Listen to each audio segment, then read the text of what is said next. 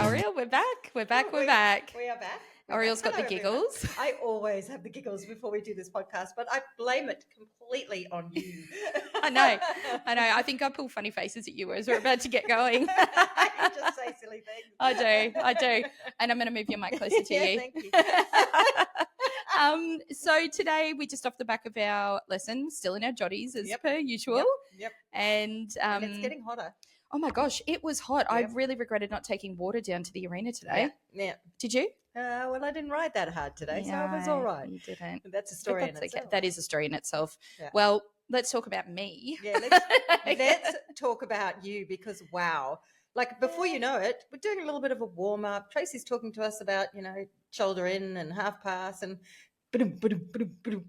hearing these hooves. Is that how you realised? You are cantering. I was like, that sounds like a canter. So I really had my gusto today after a really low-key ride last week, and I was, I'm feeling better. I did drop last week after our ride and wasn't particularly well. And so, I just was super keen to go and not just keep it slow. And so, as soon as I sort of warmed him up and was trotting, I was like, all right, Hebe, who I'm back on, hooray. Hebe, let's canter. And off I went. And then we did tried to do the leg yielding and the half pass, not the butt pass, as I called it last time, the half pass again. The half pass. And you did really well. You did really well on that. We got it, yes. Yeah. We got 2 steps, I think. Yeah. The right way. And then we did the other, the half pass. Yeah. And we did, I think, a couple of steps of that. Yeah. And we got it. Yeah. But I think, Laney, after he was racing, I believe he was used in dressage for a while. Yeah, so wow. He's got it. Yeah. And then we proved he had it. Yes, you did prove he had it because you jumped off. Yeah, and Tracy jumped on. And God, I just I said to you in the arena, I want to be her when I grow up. Oh my gosh, you did. And so do I. Oh. She made Laney this beautiful, beautiful horse. She made him look like a dressage horse, like a proper dressage horse. And we will put that up on this video and show some, with Tracy's permission, show her working Laney because it's just spectacular to watch. He is a spectacular horse. Yeah. And just shows how, a well-trained rider, what a difference that makes. Yeah. And I said to her, that feels bad for you as you saying a well-trained rider. Well, we're still kind of beginners, right? Beginner novice, I like to say. We're not we don't need lead lines. No, we don't need to be led. We can canter on our own. We're big girls. Sometimes. Caveat, sometimes. Not every day. No. Or every time. Did you canter today on Laney? No. No, you weren't. Tracy got on him and then did some work with him and then it was time to go.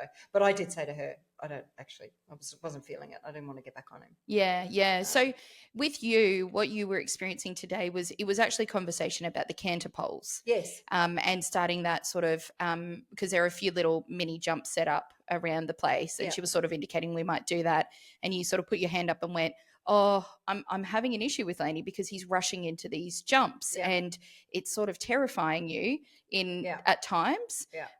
And so you went, I don't really want to do that. And at that point, Tracy went, okay, I'm going to do it. I'm going to test this sort of out and feel what you're feeling and all that sort of stuff.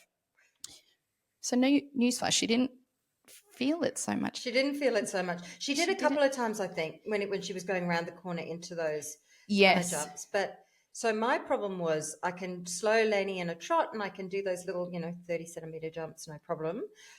He trots over them sometimes, he jumps them sometimes, he might canter out of them. All of that's fine. I can do all of that. Yeah, but and you did do a jump. I saw you did, and you looked great. Yeah, well, thank you. Yeah. But it's the cantering into a jump or cantering over a canter pole. Like this is just a pole on the ground in the arena. It's not a jump. It's just, it should be part of their stride. And because he's a trained jumper, he sees it as a jump, he speeds up, flies over it and jumps it. Yeah, he does. He jumps it and then flies out of it. And it's all just, I did it a few times a couple of weeks ago and I just scared myself because Tracy said, well, let's have a go. And I said, no, I don't want to do that. No. I'm not going to do that at all. I have to see someone else doing it on him. Yeah. To see how you stop him, how you slow him, all of those sorts of things. And she did it. She did it so beautifully. Yeah. She did, but before she was doing it, she did do a lot of work on him in terms of like his contact on the bit and making sure that she had like that sort of control of his head, what she calls this self-carriage. And so she was almost like working on setting him up for it differently, right? Yeah. Rather than what we would do. And I say we because I'd be the same, like let's just point and shoot. Let's hope for the best. Let's hope for the best. Pray reins, where we put our reins forward and just pray for the best. Pray for the best. Yeah. So I guess that skill that she has, and to be able to pull him up prior and get him, listening to her the way that she wants him to, certainly helped her then move into that, that jumping side of things. But he did leap on her. He did leap over that canter pole. I watched it. I was videoing it. Yeah. And I get it. Yeah. But also, I don't look at you and think you're a scared person when you're on the back of a horse. I actually think you're really brave. So if you're getting to the point where you are feeling really scared, I think that's really serious for you. Like it's not, that's not you just being like, I'm just a little chicken today. Yeah. You've got genuine fear around it. Yeah. So the concern that I have, to be very open and very, very vulnerable about it is, it's my belief that it's time in the saddle, and the more time you spend in the saddle, the braver you become, because you get to know your horse, you get better in your ability. And I'm spending a lot of time in the saddle, and I don't feel like I'm getting any more confident. That worries me. Yeah.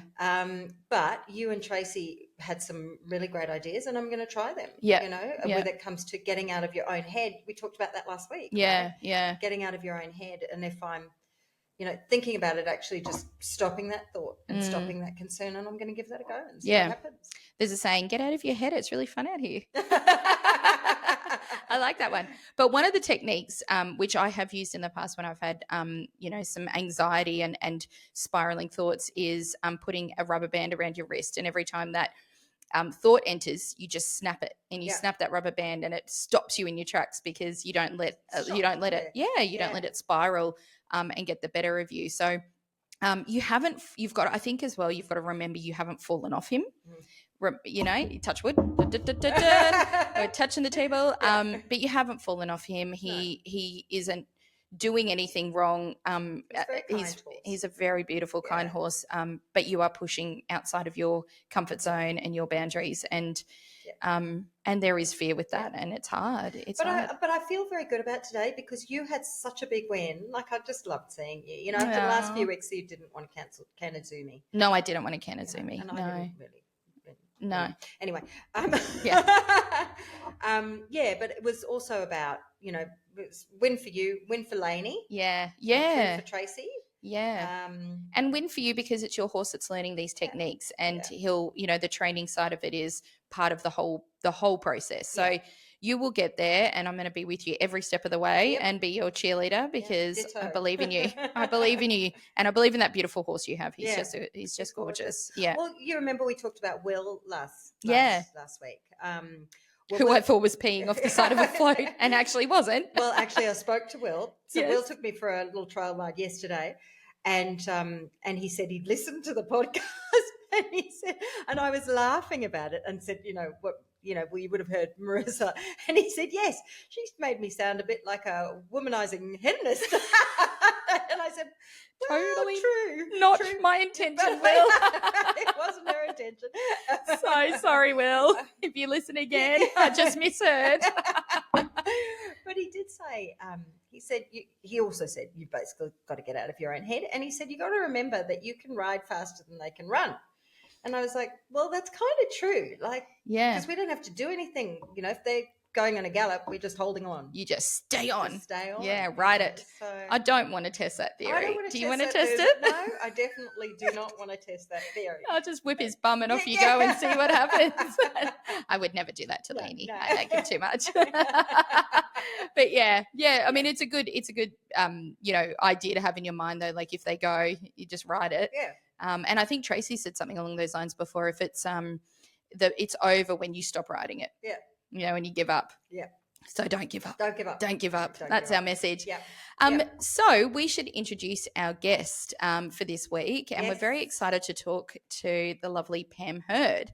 So to read you her bio, Pam Hird is a straight-talking naturopath, helping everyday people beat stress and fatigue with simple, realistic tweaks that actually fit into real life. Amazing. She's a qualified naturopath, nutritionist, and personal trainer, and mum of 2. Pam keeps it real because health shouldn't mean giving up wine, cheese, or coffee. Our kind of lady. Our kind of girl. Our kind of lady. After overcoming burnout herself, she's all about small changes that create big impacts so you can feel energized, in control, and ready to enjoy life again. So I'm really excited to talk to Pam because I think we have all experienced burnout at some stage in our life. Yes, we have. And multiple times in our life. Yep. Currently, maybe as well. Yeah. So let's bring Pam in. Yep. Right. Hey, so welcome, Pam. Welcome. Thank you. Thanks for having me. Pleasure. So I guess the main point we want to talk about first and foremost is burnout and what we all go through. I think I would say on a weekly basis, and you know how it goes from being like normal level of stress to how it goes to burnout. Because you know, with your naturopath and your nutritionist background, I imagine a lot of it has to do with what's going on inside that we don't really pay attention to. So. Tell us what you have to say about that, Pam. I mean, there's a lot. Yeah. There's a lot of external factors like children, which increase our stress as well. So true, yeah. True. Yes, I would agree wholly with that. So if we're talking about managing burnout, you're kind of almost talking about adding energy, aren't you? Is it that simple? No, it's not that simple, unfortunately. I wish it was for some people. But when you're thinking about stress comes in different forms. So it could be emotional stress, it could be physical stress, it could be just the fact that your day-to-day life is busy. You get up in the morning, you drink a coffee on an empty stomach, you don't eat until later. You're like, go, go, go, go, go. You've got the pressure of work or kids or social. I'm grimacing because I'm like, oh my God, that's literally me. Yep. Yeah. And then you're like, you don't have any motivation or you don't have enough time, so you just eat whatever you can on the run.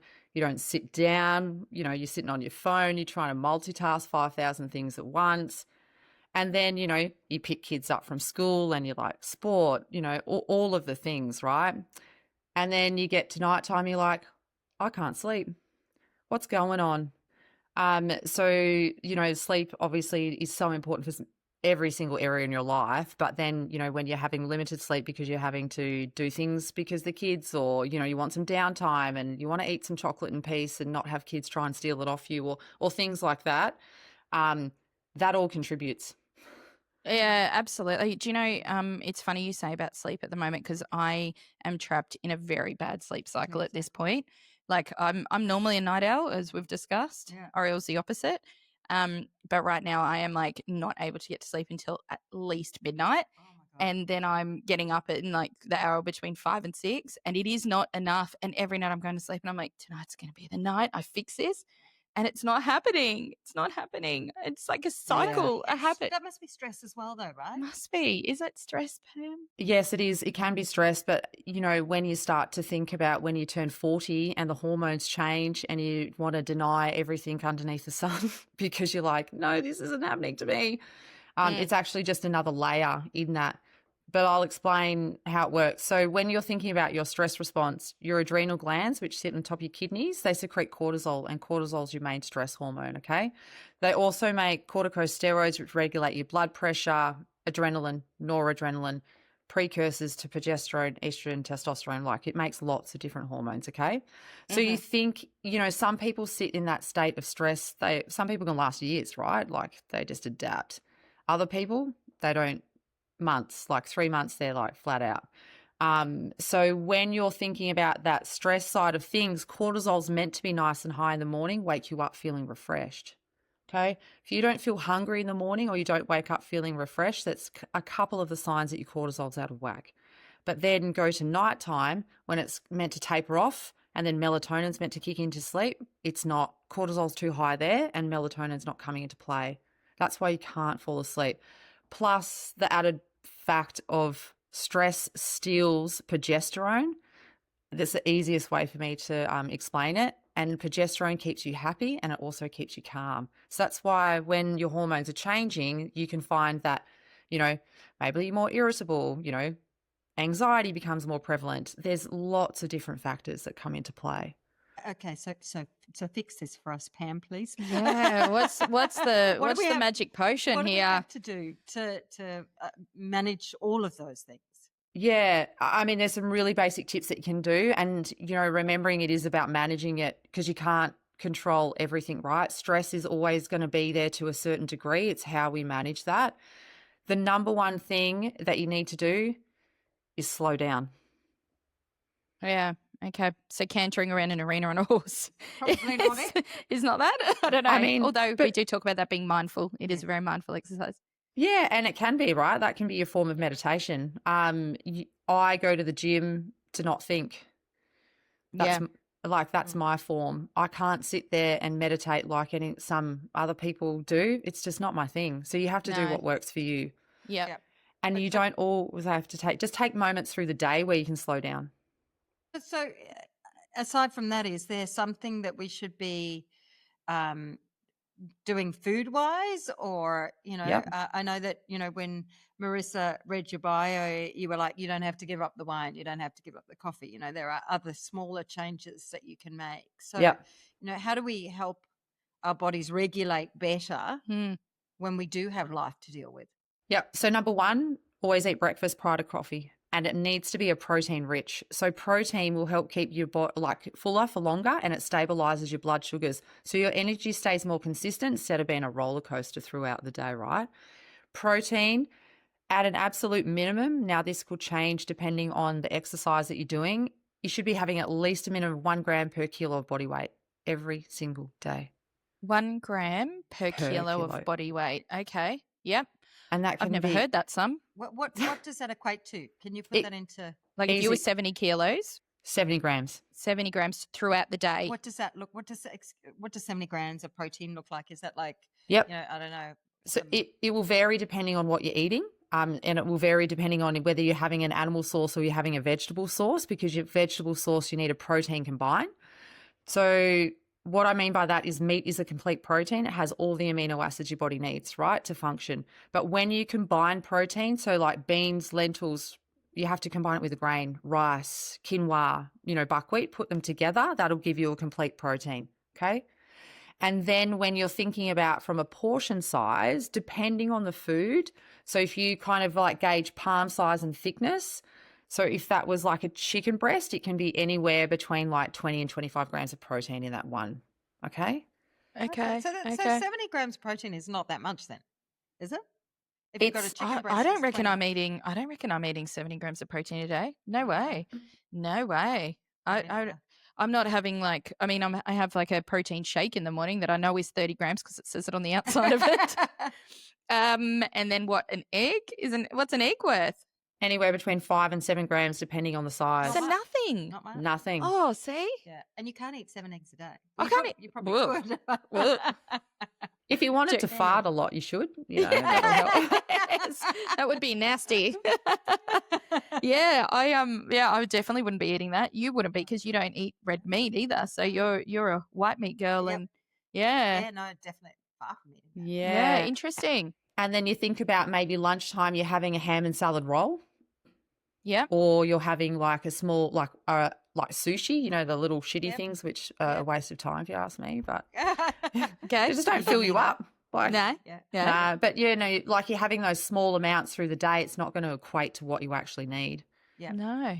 Yeah. So eat more protein. Eat more protein. Which- Start breakfast before coffee. That is Coffee For me? is not food, so always Mm. have to have something prior. So if I Eat- start my day every day with an Earl Grey tea, is that acceptable? No, because it's caffeine that's actually the problem. yeah. Okay. So you need your egg first. Yeah. But I don't eat until about 11 o'clock most days. This is a problem. I know. I'm the same. Yeah. This is what. I have my tea in the This is why I'm morning. not sleeping. I'm very quickly hearing. Yes.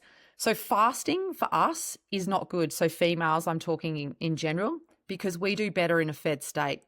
And having a coffee on an empty stomach, that's not feeding our body the way that we need to be, right? All the research is done on men. It's only now that it's coming out that women are being studied more, okay? Look, you can't perform if you don't feed yourself. You can't think, because, carbohydrates is main fuel source. I'm not saying that you have to go and eat, a high carbohydrate diet. That's not, but you don't want a low as well, because I've seen so many times in keto, people take away the carbohydrates and they lose their period. Other hormonal changes happen as a result. So what's a healthy day for like a woman in her 40s? Like what does that sort of diet look like? Like just super basic, but like something that people could go, oh yeah, I will implement that because that sounds easy. Yeah, because you got no time and you don't want to think about it because you've got Correct. decision fatigue. Decision fatigue, correct. Yeah. So what does that look like? So yeah, really basic, some form of protein. So whether that is coming in the form of eggs, you're having a protein shake, maybe you've got like a protein bar that's quite clean. I mean, you could have leftovers for breakfast. There's no hard and fast rules, but you always want to make sure that there is some form of protein. If you can get some healthy fats and some carbs in there as well, amazing. Even just a piece of sourdough with maybe a smashed egg, or you could do hummus and tomato, done, off you go. Okay? Yeah. Don't overcomplicate it. Snacking wise, you could do, nuts and seeds. You could do like a boiled egg, a chicken drumstick. You could, piece of fruit with a bit of nut butter on it, whatever you kind of like take. And then again at lunchtime, by all means, if you want to have like a chicken and salad or a ham and salad wrap, fine, but you need to make sure that there's enough protein in there, okay? So whether that's coming from you actually just getting a hot chook and putting the chicken breast in, as opposed to getting like the processed stuff. Yeah. 2 o'clock, you're probably craving some sugar or caffeine because your energy is dipping way too low. So you want that quick energy boost. So think about, maybe some dark chocolate. So that'll give you that sweetness, or you could have an apple with some peanut butter on it. You could have a smoothie. You could have another protein shake. You could have, a muesli bar if that's the worst you have, whatever's convenient, right? Dinner time, you always want to make sure that you've got a good chunk of protein, however it comes. So that should be quarter of your plate.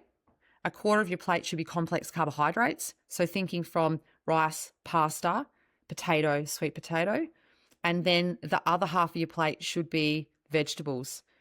Okay. So as much color as you possibly can, the more variety, the better the microbiome in the gut is, plus different nutrients. Yeah. So really it's really quite simple eating, really. Like you don't have to do anything too crazy, and it's just like going back to those really good fundamentals of like solid nutrition, but that steadiness throughout the day, which is probably where busy people fall down, right? Because I don't even think about snacking, and then all of a sudden, or eating some days, and then all of a sudden I feel it sort of in my hands, and I'm like, oh, I think my blood sugar might be a little bit low because I've not thought about it for a good chunk of the day. So it's that more consistency. So whether you're actually feeling hungry for it, but it's actually just back end fueling for the day. There are so many pre-prepped meals now. Like, you can get stuff that you like, or, if you feel like it's really hard to digest because you are quite heightened from that stress, then have something easy. It's easy for a liquid. So just have a protein shake, have a smoothie, and throw like spinach and zucchini and stuff that doesn't change the flavor too much. Whatever you've got in your fridge. You don't need to overcomplicate it. So if you change your diet and you have that sort of diet that you've just described, and as you've said, don't overcomplicate it, keep it simple, will that help the way you sleep? Will that help your stress levels? Like, can you manage your hormones purely through diet? You can, but it depends what point you are at and how like far gone burnout you are, right? Because sometimes you might need that a little bit of additional help. But I have clients all the time come back to me and like, oh my God, I drank enough water and I ate protein for breakfast and my energy is so much better. Yeah, so just those quick wins. But you're saying like if you've sort of been in a heightened state for a long period of time, you might need to have some blood work done and get checked out if you're missing some key vitamins, minerals, iron, all that sort of stuff. Yeah, particularly if you're not a lover of red meat, or, you're a vegetarian and things like that, then that definitely can come into play, because you can change all you want, but if you're not getting the nutrients that you need, then you're like, nah. So how does that change as you get older? So we're just talking, as Marissa said, in your 40s. And what happens when you're moving up? Oriel's very comfortable being just in her 50s. I'm just in my 50s. But when you're moving over just into your 50s, you might be going through perimenopause. People go through that at different times, right? Some of my friends started perimenopause at 40. Others started a lot later. Like, how does that change what you should eat? Because I know that the research around hormone replacement therapy is now different to what it was even just a couple of years ago. Yeah, so perimenopause can start 10 years prior to menopause, right? Yeah. Okay. What a nightmare for us. I'm Anyway. in denial. What a I'm nightmare genuinely for in us. denial about this whole perimenopause thing. My friend tells me I'm putting women back by decades by being in denial about it. But anyway. So then when you think about the hormonal changes that happen, so progesterone and estrogen both rise prior to menopause, okay? So they go up and then progesterone drops first and then estrogen drops. Okay, so the things that you need to look out for, and this is where the blood work can come into play, because you need cholesterol to make estrogen, your cholesterol can naturally rise. Okay, so then because you're not producing enough estrogen, but so then that can change how you would consume your food or what you're doing. Potentially even from the exercise side of things, it might be even more important that you're making sure that you're getting enough sleep. Like, there is factors that come into play, but just eating, a good diet, 80% of the time, 20% you got some leeway. Like, if you want to have a drink or if you want to eat a chocolate bar, then eat it, enjoy it and move on. Like, don't worry about it. And so with that change in the cholesterol and the estrogen and the progesterone, people become, or women typically become, it becomes harder to lose weight, or it becomes harder to, or they gain weight easier, right? So then does the amount you're eating have to change with that? It really depends on your output as well, what exercise you're doing, what type of exercise you're doing. So there's so many different factors. Just not getting enough sleep is enough for your body to hold on to weight. Yeah, interesting. How much? Like, how much? Just like, are you like, is it? No, I'm joking. Should I start taking sleeping tablets? I don't know. I don't feel like that's the solution. It's not the natural way. It's not the natural way. Eat your protein, Oriel. Yeah, or like, you don't consume food, but at nighttime you have, half a bottle of white wine, which is quite high. There's lots of different things that kind of come into play. But there's been multiple. Wine's okay though? Red wine in like 1 or 2 glasses is fine. You still Red should wine's have better. Red wine's better. It's not like great picking up, but it's better. You still should have at least 3 to 4 alcohol-free days a week. Yeah. 3 to 4. Okay. Can do that. Yep. Check. Yep. Check. Keep. I've had 2 this week. Yeah. So. Woo! And get stuck in now, aren't you? I've had heaps. I haven't drunk since Saturday. Have you not? No. But I can't guarantee that's going to be tonight. Generally, there's multiple layers that come into it too, like maybe your thyroid's out. The stress will also make you hold on to weight. Not eating regular meals throughout the day will fluctuate your blood sugar, so that will make you hold on to weight. That's like a compounding effect essentially. So what would you get checked out then? Like if you were in this space of being concerned, like what are you asking your doctor or, on those bloods? Like what do you look for Yeah. So when you're thinking about this, and if you're going to test sex hormones, so I'm talking about estrogen, progesterone, testosterone, all of that, and you still have a period, you need to make sure that you're testing those hormones on day 2 or 3 of your actual period. Interesting. The only one that you wouldn't is the progesterone, and progesterone is generally day 21 if you have a 28-day cycle or 7 days prior to your period coming. So I'd highly recommend tracking your cycle, and there's heaps of free apps. Mark it on the calendar. I don't know, whatever. And then coming with that, you want to make sure that you are getting your sex hormone, binding globulin, estrogen, FSH, LH, but also making sure that you're getting things like iron studies, B12, folate, zinc, copper, your ELFTs, which is like kidneys, liver, full blood count. The easiest way probably to think about a list is there's an online doctor called Aussie Scripts. I don't know if you, So Aussie Scripts actually have a naturopathy blood test, which I absolutely love because everyone's time poor. Their doctor is, I don't know, doesn't have the availability or whatever. But essentially they do a naturopathy blood test, and that it doesn't do everything, but it does like 90% of what Okay. We would be. And it would vary depending on what else is going on for the person to what I would ask for. But that's a really good starting point. That's a So great starting point. What's the website? It's Aussiescripts. aussiescripts.com.au, which is just an online doctor. Is that AU or is that OZ? No. Just for our listeners, how do you?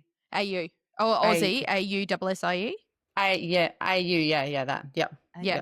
Yeah. AUSSIE. Awesome. We'll pop that in the show notes anyway. Yeah. Yeah, that's a good one. Well, that's a great starting point because then at least you can sort of get all the oil checked. Yeah. Essentially. Well, I mean, and then you don't, like, the last thing that I want to do as a naturopath or anything is add more load to your, like, you, right? So I don't want to be like, oh, here you have to take 50 supplements. That's not what you want. You want to be like, okay, this is what's your body's telling me. This is what the bloods are telling. This is what you need, right? Yeah. Do you believe in, as a naturopath and a nutritionist, do you believe in things like HRT, or like do you prefer your clients to manage what they're going through, whatever it is, whether it's weight gain or perimenopause or menopause even? Do you encourage them to do that through healthy eating versus taking a bunch of supplements or other kinds of, therapies? I think allopathic medicine definitely has their place, right? And sometimes we have to think of it as maybe it's not a forever thing, it's for our, like, right now thing, because you don't really know, how you would cope without it. Look, if there's definitely ways to do it, then I would encourage it, but I'm not going to sit here and say that you shouldn't. Like, I will support that person however they need. Yeah.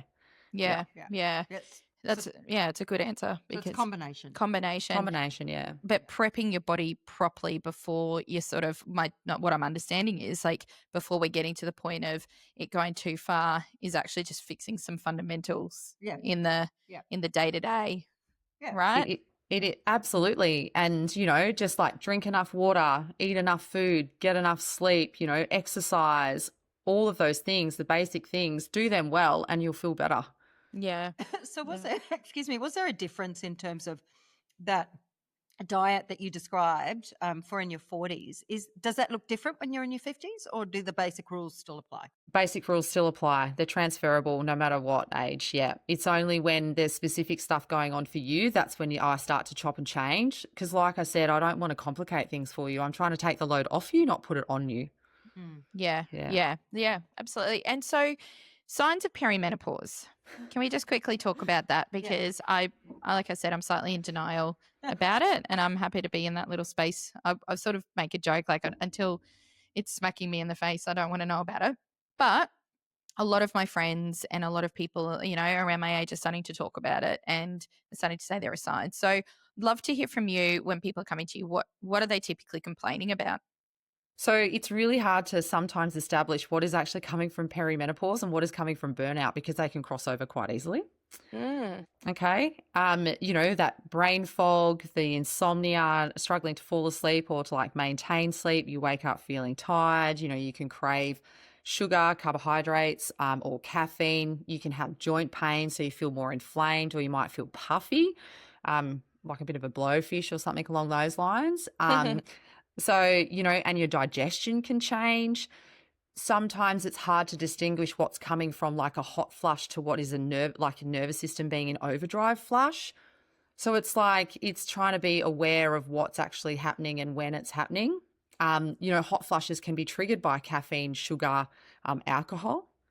So it's about trying to, so it's, you see how it can just be like, is it not? I'm in denial, but am I just really burnt out? Or both. Yeah, potentially. I'm going to go with the burnout at the moment.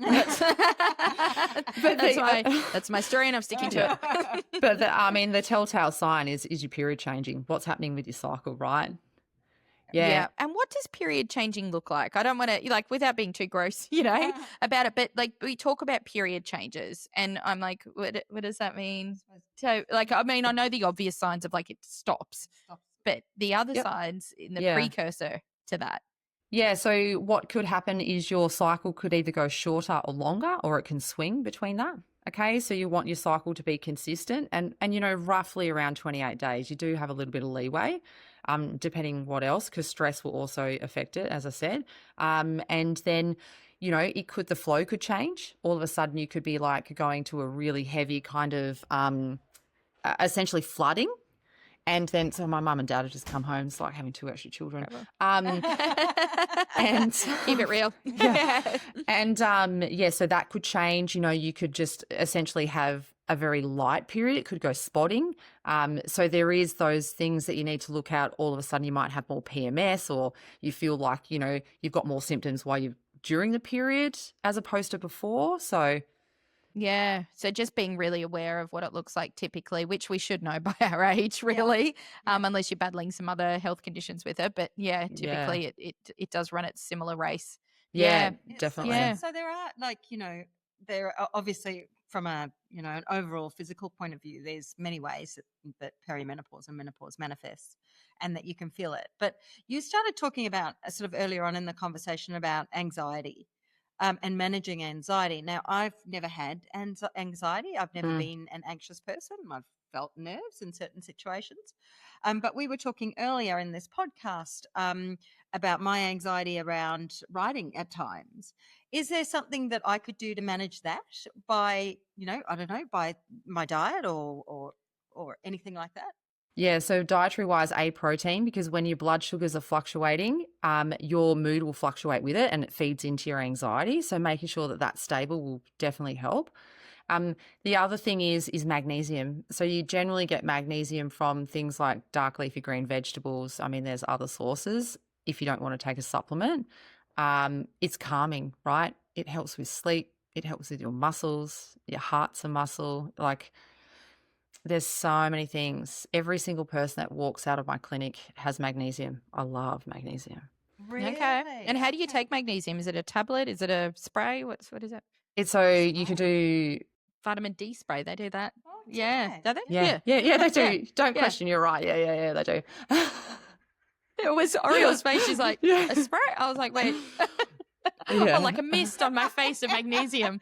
That's not nice. Chanel. Really I mean, not Chanel, but you can get versions of mag spray that you could put, essentially like on your body to try and help calm you at nighttime if you're wanting to. It comes with all different kinds of stuff in it as well, depending on the smell and shit, but whatever. But yeah, so powder or tablet, just keep in mind if you're taking it in a tablet, they are massive tablets. So if you can't swallow horse tablets, don't take a tablet. Don't do it. Okay. And then in a powder, obviously just follow the directions. If you take too much, you'll get diarrhea. But there's a couple of things you need to look out for. The form of mag, so there's different forms of magnesium. Different forms will essentially do different things within the body. Some are more bioavailable, so they get absorbed better, others don't, okay? So if you just want to take it for what we're talking about, you generally want to go for a chelate or a glycinate, which is the same thing, or a citrate.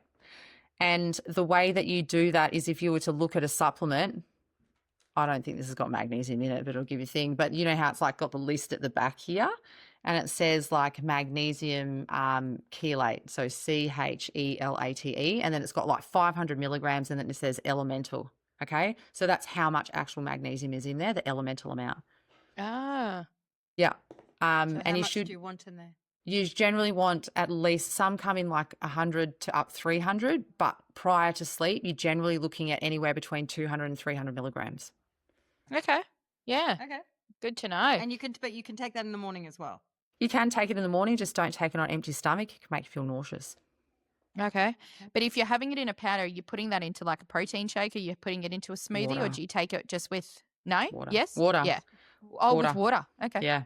Can you put it into other things? Or You can, just generally in a powder, they come in flavours. So it'll be like a raspberry or a lemon lime and stuff. So if you don't like it to change the flavour too much, then don't. Sounds like a really nice way to start the day. I think you should do that. I think you should give it a go and see if it calms you before. Better than Valium. It's 100% better than Valium. And is magnesium, like if Oriel just took it for one day, the day she was going to ride Lainey, would it just be an immediate effect, or does she need to be consistent with this and take it every day? I would highly encourage you to take it every day because it's actually really important for your hormones, whether it's sex hormones or stress hormones. Sleep. If you lean more towards constipation, it would help with the bowels move, all of the things. I would take it on a daily basis. If you You do love it, don't you? This is amazing. Yeah. All right. Magnesium. We're going to go buy some magnesium, Oriel. Okay. Yeah, Yeah. I love it. So yeah, good takeout. So we've got diet. We're going to increase our protein.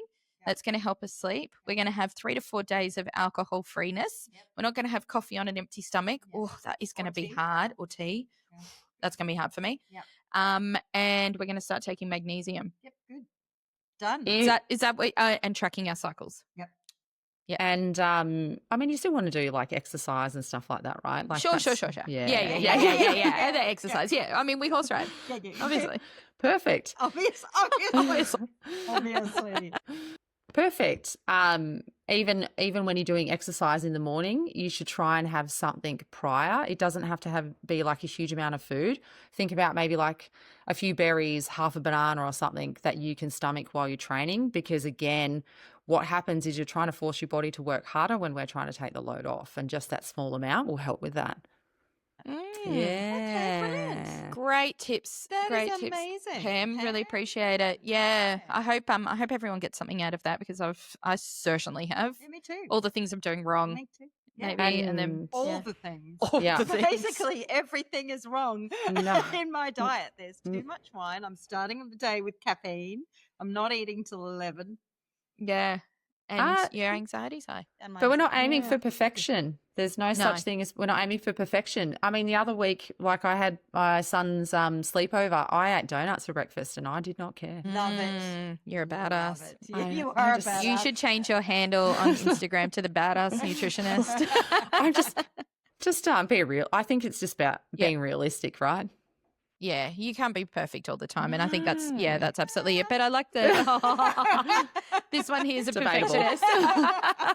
But I think the 80% rule's great. You know, I think that's a really nice, and also I think if you got into the habit of being in that 80% zone, then it will take that mental load off, because that's just the way it is. And then that 20%, you know, on the weekends or Friday night or whatever, just forget about it. But the rest of it becomes part of the fold, hopefully in the back. And then it just moves back there. And I really love it. And anyone who wants to reach out to you, because you do a lot of online discussions with patients, they don't have to come into your clinic, do they?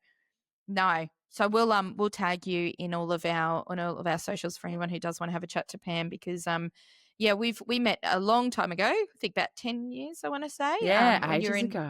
Yeah, and I know a number of people who have gone and seen you and had amazing results and amazing help just to reset them. So I think it's really beneficial to get involved with a professional. Yes. But we like the people who have studied at university and really learnt the body in its entirety. Yeah. Yes. So go you. Yes, I know. But thanks so much, Pam. That was great to chat to you. Yeah, it was awesome. No worries. Thanks heaps for having me. It's a lot of fun. Good.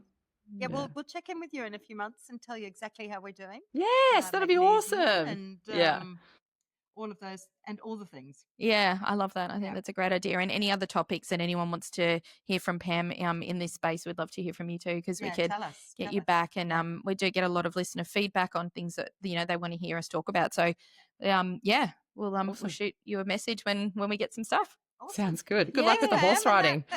Thank you. Thank you. That's it from us today. And thanks so much. And we'll chat to you all next week. Bye. Amazing. Bye. Thank you. Bye.